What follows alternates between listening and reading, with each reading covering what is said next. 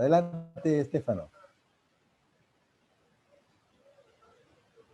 Muchísimas gracias. Es un honor para mí haber sido invitado. Es un honor que me recuerden todavía, a pesar de los años.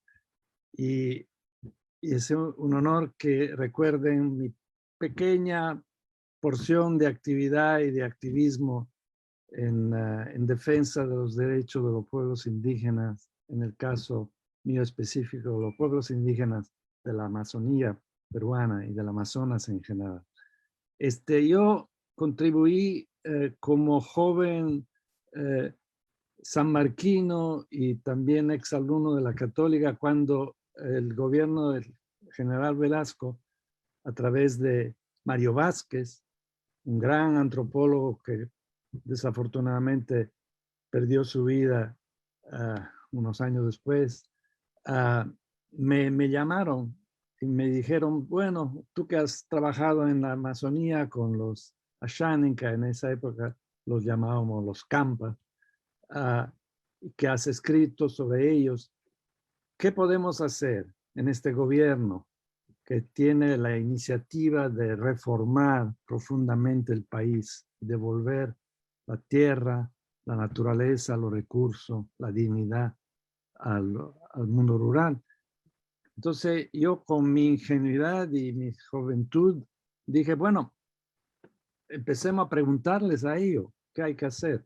Entonces en una serie me contrataron, me dieron un título, jefe de creo que se llamaba la Unidad de Comunidades Nativas, y con eso y la ayuda de algunos colegas, amigos, estudiantes, fuimos a trabajar con los Awajún, los Awaruna, en ese momento se llamaban todavía Awaruna, con los Chawi, con algunos quichua de la zona del Napo, y con los Yanesha, los Amuesha y los Ashaninka, y preguntando prácticamente, además de nuestro estudio, de los pocos estudios que existían, y descubrimos algunas verdades que volvieron obvias, y la verdad fueron que no se puede hablar de una comunidad en sentido andino en la zona amazónica. La comunidad es una entidad, son linajes en realidad de parentesco que se asocian por matrimonio y por vínculos, en el caso de los Ashaninka, Yanesha, no Matsigenga, Machigenga, por vínculos de una economía del don, una economía del regalo, una economía de la reciprocidad, en donde los vínculos interpersonales y comunales son siempre vínculos de te doy para que tú me puedas devolver y dar. Yo lo resumí en una fórmula. Cuando dice que... ¿Perdón?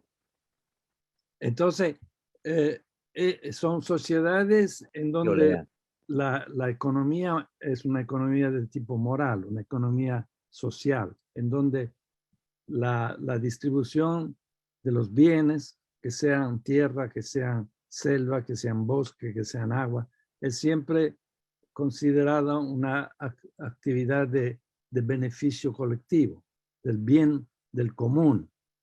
Y entonces con ese tipo de economía y de ética de la naturaleza, de los recursos, es muy difícil combinar una economía de tipo capitalista, en donde el individuo es el bien supremo, en donde la ganancia individual es la meta de todos, en donde la comunidad pierde de importancia y la individualidad asume la dictadura de la cultura. Entonces, yo propuse una serie de medidas que por fin, eso empezó en 1969, principios de 69, yo pasé después de reforma agraria, de agricultura pasé a Sinamos, de Sinamos pasé a una entidad que se llamaba el Centro, que era una combinación de la OIT, Naciones Unidas, y el gobierno republicano de la República, el gobierno de Velasco, y en ese centro con el gran antropólogo Darcy Ribeiro, el gran matemático y físico Oscar Warshawski, argentino, y una serie de intelectuales y científicos, elaboramos un modelo de definición de territorialidad, porque aquí el problema en la Amazonía no lo habíamos visto como un problema de tenencia de tipo campesino, en donde la comunidad distribuye sus recursos, sus tierras entre los miembros de la comunidad y es una comunidad de algún modo cerrada, una comunidad que está circunscrita a un espacio delimitado, que es el espacio que se le da en dotación a través de reformas agrarias, etc. En el caso de la Amazonía, las comunidades son muy dispersas, entonces están, el caso de la Xánica es el más ejemplar. Los Ashánicas se cuentan ahora en cerca de 100.000. Están en Brasil, en el Juruá de Brasil, están en toda la selva central, están en toda la parte central oriental de la selva y están dispersos en núcleos familiares. Y se distribuyen en este vasto territorio con una serie de intercambio, tanto de esposos, esposas, como, o sea, intercambio de parentesco, como de bienes. Entonces, ¿qué se puede hacer legislando eso? Una legislación muy compleja y propusimos la ley que salió por fin en el 74, que se llamaba, un título muy complicado, la Ley de Comunidades Nativas y Promoción Agropecuaria de la Región de la Selva y Ceja de Selva, el decreto 20653, la Ley de Comunidades Nativas. Y era un intento bien logrado en ese momento a nivel legislativo de garantizar la posesión territorial, no la posesión de parcelas individuales o comunales, sino la posesión territorial. Pero una propuesta muy complicada porque esos territorios desde el siglo XVI habían sido invadidos, colonizados, transformados en zonas de depredación, de ocupación casi militar y violenta, ¿no? Desde la época de la conquista. El primer jesuita que se acercó a los Campas lo hizo en 1550 y tanto. Y a partir de allí los franciscanos y después los colonizadores y todo, entraron a los territorios, los desmembraron, transformaron a los indígenas en sirvientes, en peones, etc. Entonces, reconstituir los territorios era una tarea muy ambiciosa que nosotros jóvenes utópicos que acompañamos al chino Velasco, porque teníamos mucha fe en el chino todos, dijimos, se puede restaurar una territorialidad o territorialidades indígenas y devolverle el poder de estar en sus tierras, en las tierras de los ancestros. Tierras ocupadas por milenios por ahí. Pues se habla ahora de que la Amazonía fue civilizada en el año 15, hace 15.000 años. O sea, la Amazonía es un bosque antropogénico, ha sido creado y recreado constantemente por la ocupación humana. No es un bosque virgen natural, es el producto de ocupación humana, de una evolución, coevolución con animales, plantas y humanos, que se ha logrado en miles de años. Y esa territorialidad puede ser reocupada, remanejada, recontrolada, regestionada, si prefieren ese término, por los grupos indígenas que todavía viven allí. Entonces ese fue un sueño utópico que se concretó y que fue sistemáticamente destruido a partir del contragolpe de Morales Bermúdez y todos los neoliberales fascistoides que han seguido la huella de los neoliberales gobernantes hasta ahora. Y ese sueño no ha sido destruido en el alma, en la voluntad, en la inteligencia, de los pueblos nativos, porque ellos se han organizado muy bien. Está IDESEP, está COICA, que es una organización transamazónica internacional de los pueblos indígenas.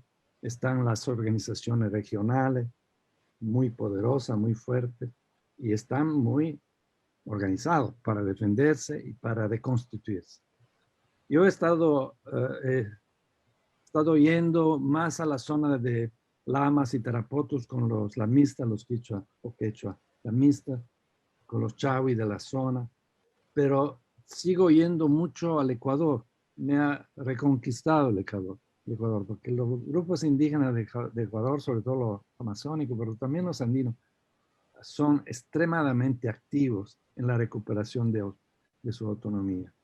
He estado yendo allí, incluso llevo estudiantes para curso de verano allí, a esta comunidad, y estoy aprendiendo mucho de cómo se han sabido reorganizar y defender y reganar sus territorialidades y su autonomía.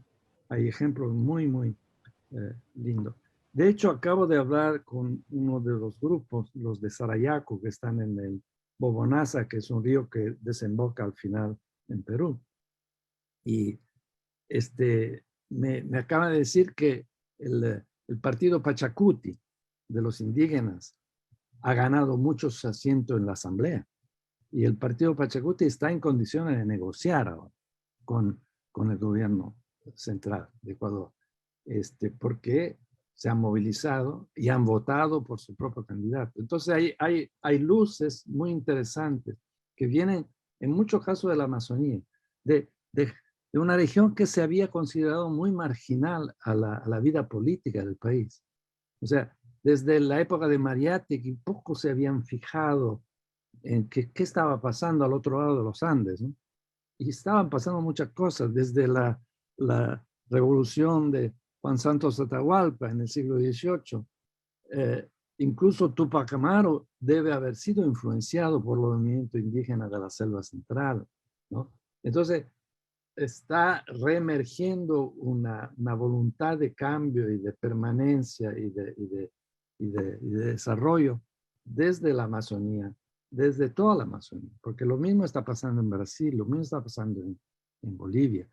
Entonces, esa fue mi experiencia en esos años, y esa sigue siendo mi experiencia. Yo tengo mucha fe en los pueblos indígenas en general, porque son pueblos que han sobrevivido 500 años de colonialismo brutal y de neoliberalismo y capitalismo salvaje brutal. Y allí están, y sobreviven, y quieren desarrollarse, y quieren reapropiarse de su futuro, de su presente, de su futuro, de su pasado. Y esa ha sido mi contribución en el campo. Yo pasé del activismo de esos años a la academia, porque no me quedaba de otra. Yo salí un poco corriendo del Perú en 1975 y me hospedé en México, lindo y querido, el México que en esa época aceptaba a todos los sudamericanos que tenían que salirse. Pero siempre he estado con mi alma, con mi mente, con mi corazón en la Amazonía peruana. Bueno, esta es mi pequeña contribución a Muchas gracias, Estefane, por recordarnos bien tus actividades y agradecerte por la contribución que has hecho. Efectivamente, yo creo que te vamos a...